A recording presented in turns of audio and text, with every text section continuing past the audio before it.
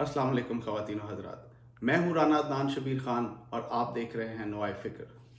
ख़वातीन व हज़रात, पाकिस्तान इस वक्त इंतहाई खौफनाक सियासी और माशी बहरान का शिकार है और उससे निकालने के लिए हमें एक ऐसी लीडरशिप की ज़रूरत है जो इंतहाई प्रोफेशनल, कैपेबल और ऑनेस्ट हो। अगर हम अपनी नेशनल असम्बली और प्रोविंशियल असम्बलीज़ की सीटों को जमा करें तो ये तकरीबन 1000 के करीब बनती हैं। क्या ये 1000 के करीब लोग या सियासतदान इस अहलियत के हामिल हैं कि हमें ये इस बहरान से निकाल सकें? ख़वातीनो हज़रात, हमारे मुल्क में सियासतदान और कायद के फ़र्क को ब्लर कर दिया गया है। मेरे साथ इस्लामाबाद में मौजूद हैं अहमद मुख्तार नक्शबंदी, एक मंजे हुए सहाफ़ी और एनालिस्ट। आइए उनके पास चलते हैं और ये मुद्दा उनके सामने रखते हैं। जी, बहुत शुक्रिया राना साहब, आपने बड़ा अहम पॉइंट जो है वो हाईलाइट किया है कि हमारे यहाँ जो फ़र्क है वो ख़त्म हो गया है सियासतदान का और कायद का, यानी पॉलिटिशियन का और लीडर का। मैं इस पे थोड़ा सा अर्ज़ करता चलूँ कि जो सियासतदान है उसका जो एजेंडा होता है, उसका जो फोकस होता है वो होता है कि वो लोगों को बताता है कि मैं सड़कें बनाऊँगा, नालियाँ बनाऊँगा, पुल बनाऊंगा, इस तरह की चीज़ें, यानी प्रोग्राम्स या प्रोजेक्ट्स जिन्हें कह लें, वो उसका एजेंडा या मेन फोकस होता है। जबकि जो कायद है उसकी नज़र जो होती है, उसके जहन में जो होता है असूल होते हैं और उन असूलों की बुनियाद पर वो कौम की तरतीब करता है, कौम की तरबियत करता है, कौम को बनाता है, यानी उसकी कौम की बुनियादें ऐसे तरीके से रखता है कि आइंदा आने वाली नस्लें जो हैं उनकी सोच, उनकी फ़िक्र और उनकी जो प्रैक्टिस है या उनकी कह लें कि जो तर्ज अमल है वो उसमें रिफ्लेक्ट होता है।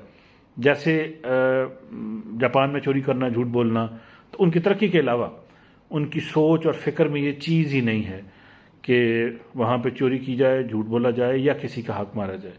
ये ऐसी बुनियादें हैं जो कौम की तरबियत में, कौम की बुनियादों में जब डाल दी जाएं तो कौम का जो स्ट्रक्चर है वो फिर जैसा मर्ज़ी हो वो इतना मजबूत और इतना कह लें कि मुहकम होता है, इतना उसमें इस्तेहकाम होता है कि वो फिर कभी मार नहीं खाता। तो मेरा ख्याल है कि बड़ी अच्छी आपने बात की कि जो कायद है वो कौम की बुनियादें इस तरीके से बनाता है कि वो कौम फिर उन खूबसूरत बुनियादों के ऊपर बड़ा आला किस्म का स्ट्रक्चर और आला किस्म का की जो कह लें पूरा का पूरा बिल्डिंग है, पूरी की पूरी जो कौम है वो उसी के ऊपर तामीर होती है। ख़वातीनो हज़रात, जो सियासतदान है वो फोकस होता है अपनी ताकत या पावर के हसूल के लिए। उसकी कोशिश ये होती है कि मैं ही वज़ीर आज़म बन जाऊँ, मैं ही वज़ीर आला बन जाऊँ, मुझे ही वजारत मिल जाए। जबकि एक लीडर जो होता है वो एम्पावर करता है अपनी कौम को।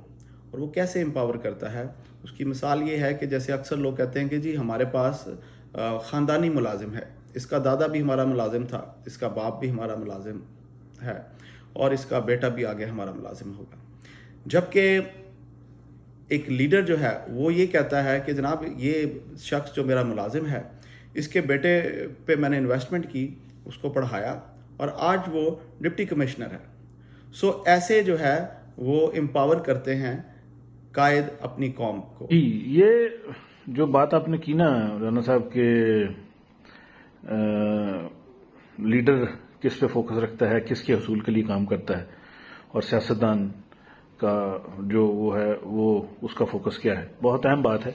मैं इसको थोड़ा सा आगे ये लेके चलूँगा कि शायद ये लोग समझते हैं कि गरीब कभी लीडर नहीं बन सकता। पाकिस्तान की मिसाल ले लें, पाकिस्तान के कुछ वज़ीर-ए-आज़म, कुछ लीडर ऐसे भी गुजरे जो वाकई बहुत गरीब थे। मैं एक मिसाल जो बहुत बड़ी और वाज़ेह मिसाल है, ख़ानदान गुलामा जिसे हम कहते हैं, सलातीन दिल्ली जो होते थे, जो 40 गुलाम थे और 40 गुलामों ने फिर बर-ए-सग़ीर पे हुकूमत की किसी न किसी तरीके से। ये वो गुलाम थे जो मुख्तलिफ सल्तनतों में जब मुसलमानों की हुकूमत आई तो ये बच्चे गुलाम होके उन लोगों के घरों में रहे जो उस दौर के काजी, जज या बड़े आला पढ़े लिखे लोग थे। उनके घरों से उन्होंने वो तरबियत हासिल की, वो इल्म हासिल किया कि जिसकी बुनियाद पे उन्होंने फिर आके जब अल्तुतमिश से लेके सलाहुद्दीन अल्तुतमिश से लेके कुतुबुद्दीन ऐबक और ये सारे के सारे गुलाम थे।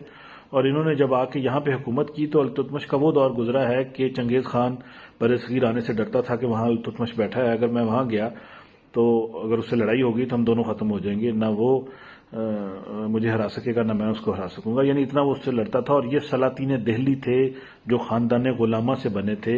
ये जजों के घरों में मुसलमान लोगों के काजी उस दौर में जो एक बड़ा ओहदा होता था, बड़ा आलिम और बड़ा जुरिस्प्रूडेंस जिसे हम कहते हैं, उसकी बुनियाद वो काजी का ओहदा होता था कि उसके पास इस्लाम का इल्म भी होता था और वो कह लें कि शहर का निज़ाम चलाने में भी अहम, जैसे चीफ जस्टिस कह लें या जज जो हैं, ये वो लोग थे। उनके घरों में ये ख़ानदान गुलामा के लोग बच्चे पढ़े, उनको पढ़ाया भी गया और साथ साथ वो घर के काम भी करते थे एज गुलाम के तौर पे। और वो फिर लीडर बने। तो लीडर बनना जो है वो कौम के अंदर से आते हैं। कैसे आते हैं? गरीब हों अमीर हों, लेकिन अगर उनमें लीडरशिप क्वालिटीज़ होना ज़रूरी है।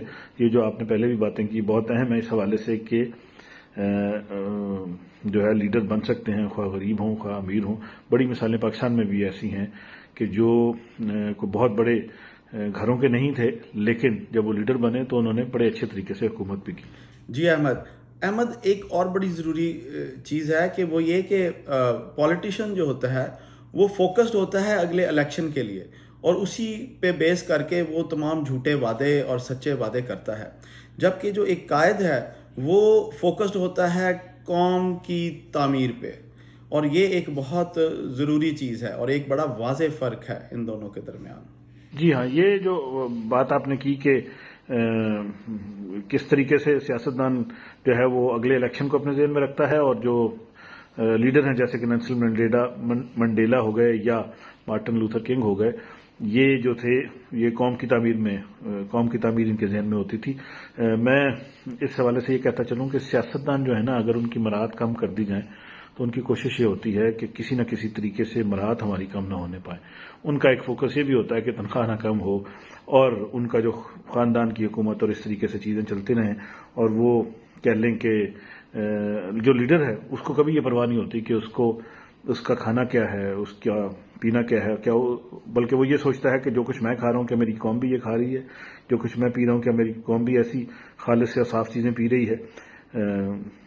हालिया मिसालों में बोस्निया के लीडर अली इज़ातबेगोविच गुजरे हैं। बहुत बड़ा नाम था यूरोप के मुसलमान लीडरान में, और 16 साल वो जेल में भी रहे, लेकिन कौम उन्होंने तामीर की और बोस्निया आज आज़ाद इस्लामी मुल्क है। बहरहाल बहुत सारे लीडर ऐसे गुजरे हैं जो कौम पे ज़्यादा फोकस रखते हैं बजाय कि अपनी सेहत पे, अपनी ख़ानदान पे, अपनी जायदाद पे, जैसा कि सियासतदानों का फोकस होता है। जी अहमद, वैसे अपने घर की मिसाल देनी नहीं चाहिए, लेकिन मैं समझता हूँ यहाँ लोगों को पता होना चाहिए कि इस मुल्क में कायद जो है वो मौजूद थे। मेरे दादा राना मोहम्मद हनीफ खान वज़ीर ख़जाना थे जुल्फ़िकार अली भुट्टो के साथ, और प्राइम मिनिस्टर ने उनको बुलाया और बुला के कहा कि उनको नई गाड़ी चाहिए, नई मर्सिडीज़ का इंतज़ाम करें। तो मेरे दादा ने कहा कि भुट्टो साहब मैं आपको चेक करके कुछ दिन में मैं आपको बताता हूँ। और कुछ दिन बाद उन्होंने जाके प्राइम मिनिस्टर को कहा कि भुट्टो साहब आपको जो ऑथराइज अमाउंट है प्राइम मिनिस्टर के लिए उसमें नई मर्सिडीज़ नहीं आ सकती, तो I am sorry for that. और फिर घर आके उन्होंने घर में ये बात की कि जी मैं भुट्टो को जवाब दे आया हूँ नई गाड़ी से, तो मुझे लगता है कि ये वजारत ख़जाना अब नहीं रहेगी। लेकिन अगले दिन उनको जो है कॉमर्स की मिनिस्ट्री भी जुल्फ़िकार अली भुट्टो ने दी। जेम्स कोमी FBI के डायरेक्टर थे, और जब ट्रंप की हुकूमत आई और प्रेसिडेंट ट्रंप ने उनको अपने ऑफिस में बुलाया तो उन्होंने उनसे सवाल किया कि क्या तुम मेरे साथ लॉयल हो? तो उन्होंने एक पॉज लिया और जवाब दिया कि मैं स्टेट के साथ लॉयल हूँ। वो अपनी एक किताब में लिखता है, a leader can be stubborn, prideful, over confident and driven by ego. Those leaders who never think they are wrong, who never question their judgments or perspectives, are danger to the organization and people they lead. In some cases, they are danger to the nation and the world.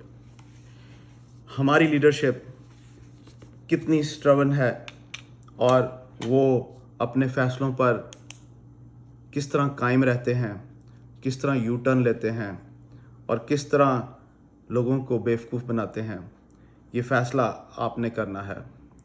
मैं उम्मीद करता हूँ कि अहमद और मैं एक leader और एक सियासतदान के फ़र्क को वाज़े करने में कुछ कामयाब हुए हैं। आपसे इजाज़त चाहूँगा प्रोफेसर इशफ़ाक़ अहमद साहब की इस दुआ के साथ। अल्लाह आपको आसानियाँ नसीब फ़रमाए और आसानियाँ तक़सीम करना नसीब फ़रमाए। अल्लाह हाफ़िज़।